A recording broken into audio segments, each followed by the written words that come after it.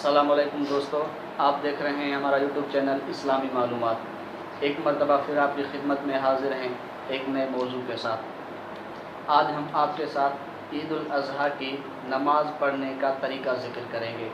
अक्सर लोग चूँकि ईद नमाज के अंदर गलती कर बैठते हैं, इसलिए हम आपके साथ ईद की नमाज़ पढ़ने का तरीका शेयर करेंगे। अभी तक अगर आपने हमारे चैनल को सब्सक्राइब नहीं किया तो मेहरबानी करके हमारे चैनल को सब्सक्राइब करें और लाइक करें, ताकि आने वाली हमारी तमाम वीडियोस आप तक पहुंच सके।